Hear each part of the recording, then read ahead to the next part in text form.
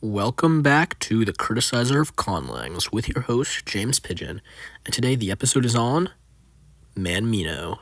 Manmino is a zonal lock slang designed specifically for quote-unquote East Asia, created fairly recently, I think around 2022, but honestly I don't know for sure. Specifically, Manmino stresses East Asian unity, a pretty old movement trying to create peace in the region. From the second edition of the reference grammar, quote, "The cause for which Manmino stands behind is fostering a sense of unity in East Asia that would triumph over historic tensions and rivalries in the region by creating a platform for international communication that is more easily accessible than English, as well as fostering free flow of information and ideas in the region beyond government, cultural, or linguistic barriers, in a manner that prevents the domination of any one particular entity in the region's artistic and intellectual environment.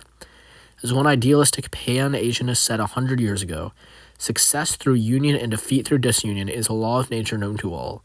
Team Manmino hopes that through learning and using this language, people of East Asia would be able to successfully work together to create and share great feats of art and intellect." The language has been worked on by many and features a subreddit, YouTube, Discord, Twitter, and Instagram presence.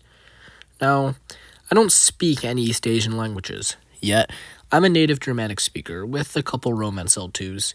Basically, this is all coming from a very Indo-European and outside perspective, but hey, this was requested by the creator, so we'll see how much I can actually say about this intelligently. Alright, so phonology. Wait, what? Okay, so this is the chart from the second edition of the reference grammar, and I don't know if this was due to simplification or if this is actually just a mistake, but this chart is just wrong. I mean, that's not a glottal nasal. That's not a dental stop. And that's definitely not a dental fricative, but yeah. Anyway, this was apparently done in a pretty deliberate manner, where the creators took 20 major East Asian languages, analyzed their phonologies, and assigned the languages a value based on the cube root of number of speakers. Then they kept the phonemes with a value over the median and got rid of the rest, leaving this as the result.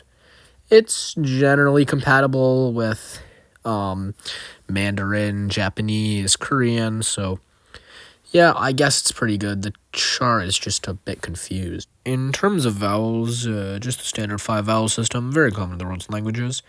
And here is a chart of the allowed diphthongs and triphthongs, which honestly seems like a lot with 9 possible triphthongs, but Manmino restricts to C1, VC2 syllable structure, so, good that's actually defined. There's a lot more to find phonotactics and, allophony on the reference grammar on GitHub.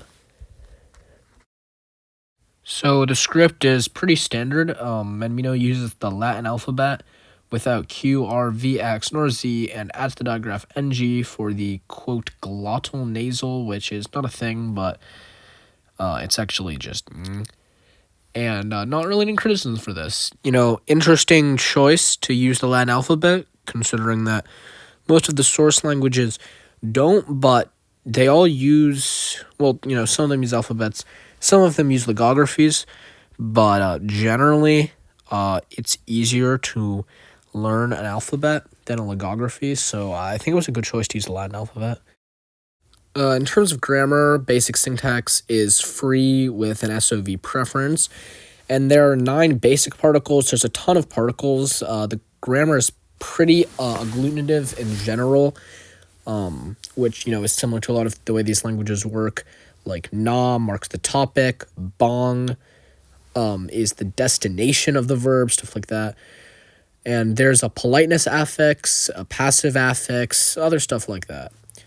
So, Manmino is one of those Conlangs that claims not to have nouns or verbs or whatever, and then actually has, do terms and not verbs.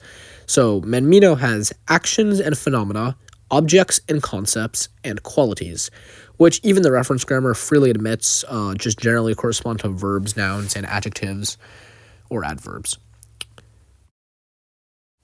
Then your classic conjunctions, nyak is if, dan is but, is and, Spanish reference. Hook is or, etc. So pronouns are pretty simple, unlike many East Asian languages, and, generally pretty well designed. So vocabulary is interesting in that it kind of doesn't exist. So if I understand this right, apparently speakers can just loan words from any of 6 categories: Sinitic, Sanskrit, Korean, and Japanese, which are one category for some reason, Austro-Asian, which is just Southeast Asia, Austronesian, or other. Yeah, so this is pretty weird. It basically just destandardizes the vocabulary and would probably make practical use extremely difficult.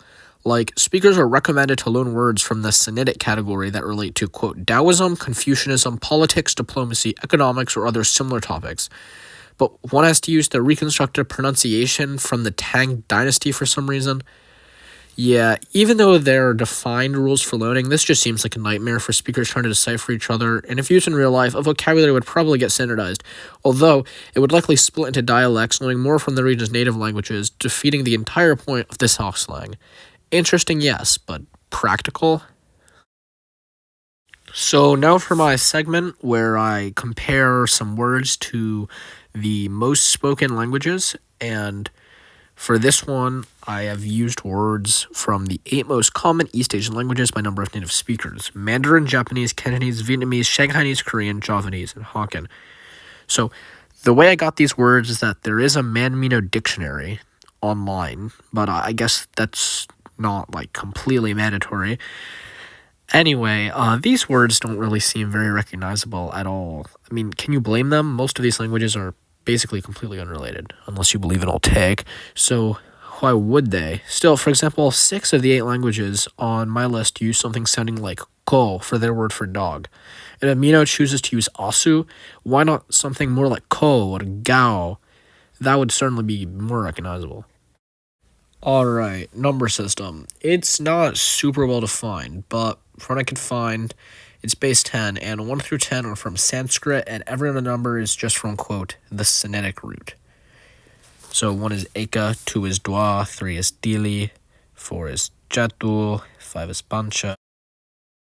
And for the spoken sample, Laukite Josian Ji Ekwan Tat Ne Cheng Ja Guan Hua Manchuo Hua Mongolo Lu Hak Ship Shi Ji Sho Chek Che Godi Je Ji Sap Sap Na Lao Kit De Ji Manchuo Bo Bun Batle.